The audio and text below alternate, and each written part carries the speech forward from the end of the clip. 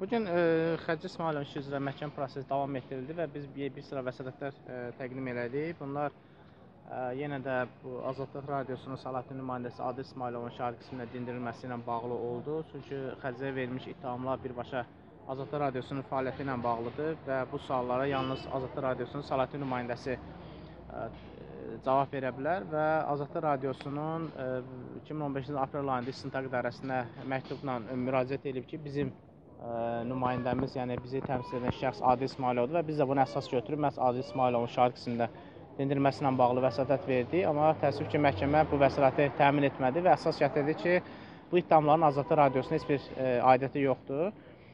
Daha sonra biz başqa vəsatətlər verdik.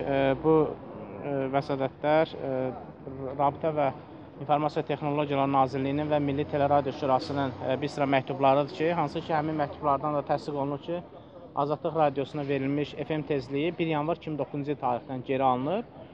Amma istintaq material verilmiş ittihama görə isə Azadlıq Radiosuna verilmiş lisenziya 2008-ci ilin sentyabr ayında qüvvədən düşüb. Yəni bir illik, yəni 2008-ci ilə qədər qüvvədə olub, amma bizim təqdim etdiyimiz sənədlərdən təsdiq olunur ki, həqiqətən də Azadlıq Radiosuna verilmiş FM tezliyi 2009-cu yanvar ayının 1-dən geri alınıb, amma təəssüf ki, məhkəmə bu sənədləri qəbul etməkdən imtina elədi. Daha sonra digər verdiyimiz vəsatət şahidlər Esmira Cavadova və Şahvələt Namazovun müqavilələrini, yəni mülki müqavilələr, xidmət müqavilələrinin məhkəməyə təqdim edilir ki, həmin sənədlər tədqiq olunsun.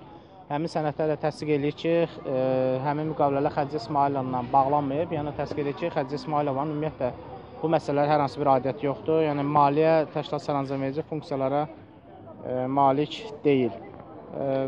Və eyni zamanda dünəndən bir vəsatətimiz qalmışdı, 6 şahidin dindirilməsi ilə bağlı, o məsələ də bugün baxıldı, bu vəsatət də təəssüf ki, təmin olunmadı. Ümumiyyətlə, bugün verdiyimiz heç bir vəsatət təmin olunmadı, amma vəsatətlərə keçməmişdən əvvəl Xərci İsmayılova hakimə etiraz verdi və etirazını ondan əsaslandırdı ki, məhkəmə prosesləri hər gün keçirilir və tərəflərə bərabər şərait yaradılmır.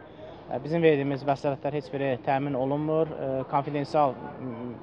vəkillərlə konfidensial söhbətimiz mümkün deyil və ultimatum şəklində sənə 15 il həbs cəzası veriləcək, yəni verilə bilər tipli hakim göstərmişdi və bu əsasları göstərib Xərci İsmayılova hakimə etiraz verdi. Bu etiraz məhkəmə tərəfindən baxılmadan saxlanıldı və daha sonra Xərci İsmayılova məhkəmə iclas protokolunun saxtalaşdırıldığını əsas gətirib iclas katibinə etiraz verdi və bu etirazda təmin olunmadı və daha sonra bizim vəsatətlərə baxıldı, təmin olunmadı və biz qalan vəsatətlərin hazırlanması üçün əlavə vaxt istədik.